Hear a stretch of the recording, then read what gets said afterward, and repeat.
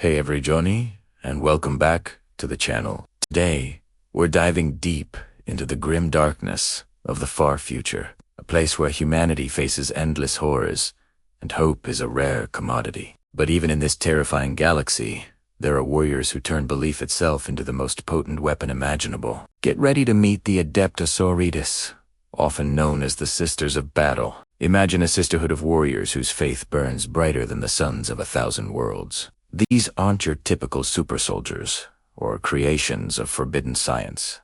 Oh no!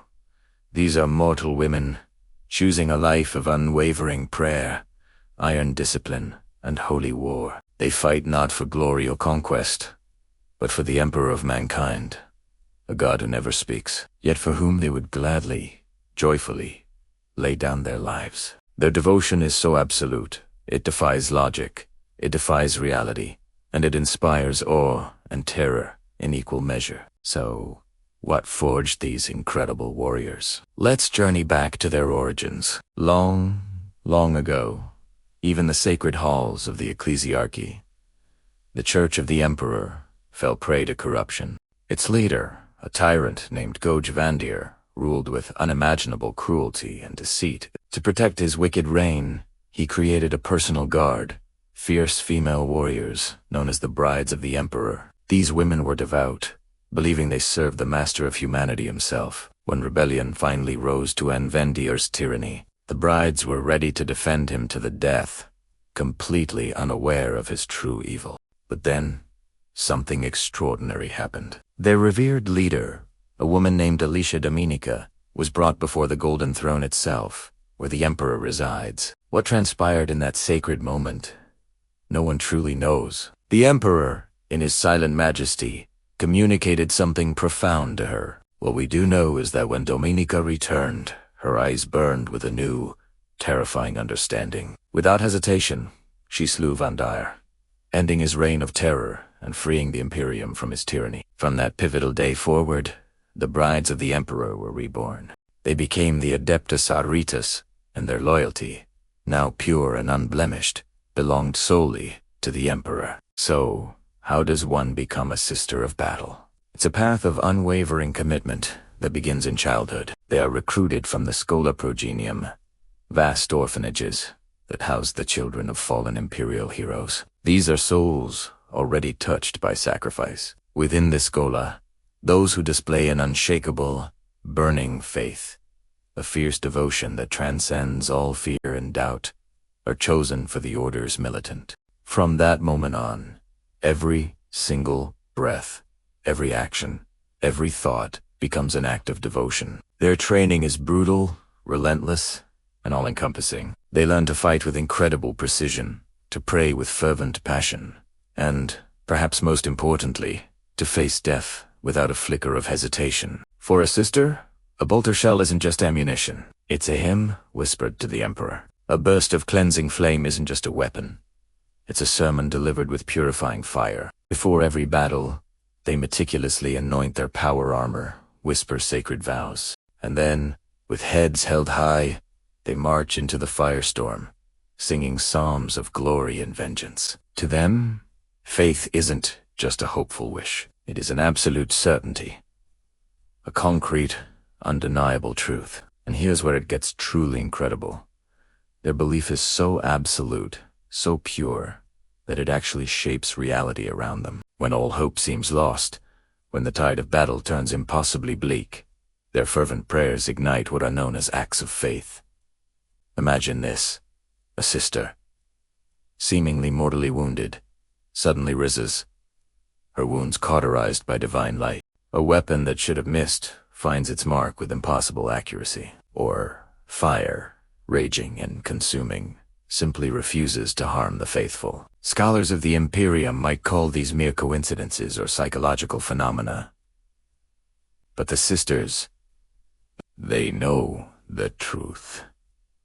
They call it the Emperor's divine hand, reaching out to protect his most loyal daughters. Across the vast, sprawling galaxy, different orders of the Adepta Sororitas embody various virtues, each unique but united in purpose. There's the Order of our Martyred Lady, who fight draped in the robes of grief and fueled by a burning desire for vengeance against the Emperor's foes. Then there's the Order of the Bloody Rose, charging into battle with a fury so intense, so righteous, that even the most terrifying demons of the warp hesitate in their path. The Order of the Valorous Heart exemplifies endurance, facing pain and hardship without a single complaint, their resolve unbreakable. And the oldest of them all, the Venerable Order of the Ebon Chalice, stands guard over the most sacred relics of their saints, their faith an ancient, unyielding flame. Together, these orders form a sisterhood of unbreakable purpose. Imagine a million voices, each distinct, yet all sing in one name. The Emperor. A million flames, each burning bright, yet all united as one singular, purifying blaze. On the battlefield, they are a vision that is both breathtakingly beautiful and utterly terrifying. The thunderous rhythm of their bolters syncs with the ancient hymns they chant. Their flamers, gouts of holy fire, wash away the unclean, purifying the battlefield with incandescent light. Their dedicated war machines, the immolators and exorcists, roar like the grandest church organs, echoing across the devastated killing fields. Every single battle they engage in isn't just a fight, it's a sermon, written in the smoke of combat and the blood of heretics. To the enemies of the Imperium, the Sisters of Battle are nightmares made flesh. Heretics, witches, and traitors crumble beneath the sheer force of their conviction, their corrupted wills unable to stand against such purity. Even the warp-spawned demons, creatures of chaos and terror, recoil from the blinding light of the Sisters' faith. To face the Sisters of Battle is not merely to face a military force. It is to confront a faith so pure, so absolute, that it burns reality itself, turning doubt and evil to ash. Yet, there's a profound tragedy woven into their devotion. For a Sister of Battle, there's no rest, no peace, no room for doubt.